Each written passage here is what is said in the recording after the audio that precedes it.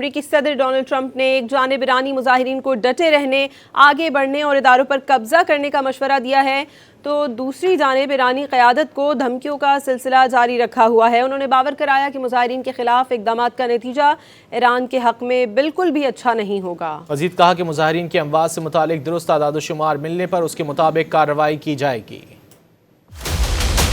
امریکی صدر Donald Trump Iran میں احتجاجی مظاہروں کے حق میں کھل کر سامنے آ گئے۔ امریکی صدر نے مظاہرین کو آگے بڑھنے اور سرکاری اداروں پر قبضے کے لیے اکسانے لگے۔ اپنے سوشل میڈیا پیغام میں لکھا کہ محب وطن ایرانی عوام مظاہرے جاری رکھیں، سرکاری عمارتوں پر قبضہ کر لیں، مظاہرین کو قتل کرنے والوں کے نام یاد رکھیں، زیادتی کرنے والوں کو بھاری قیمت چکانا پڑے گی، مظاہرین کے لیے آنے والی مدد راستے میں ہے۔ مدد آنے سے متعلق صحافی کے سوال پر ٹرمپ نے جواب دیا کہ آپ کو خود ہی اس کا مطلب سمجھنا ہوگا۔ اس موقع پر امریکی صدر ایران میں مظاہرین کے قتل سے متعلق درست اعداد و شمار کا جواب نہ دے سکے۔ You're going to have to figure that one out, I'm sorry. How many people have been killed in Iran?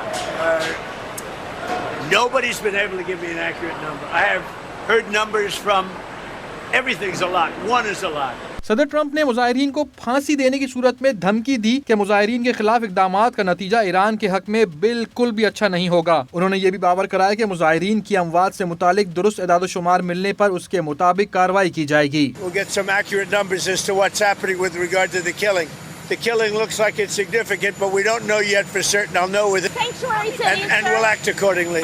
امریکی صدر نے اپنے شہریوں اور اتحادیوں کو ایران سے نکلنے کی ہدایت کر دی۔ انہوں نے یہ بھی واضح کر دیا کہ مظاہرین کا قتل عام روکنے تک ایرانی حکام سے ملاقاتیں نہیں ہوں گی۔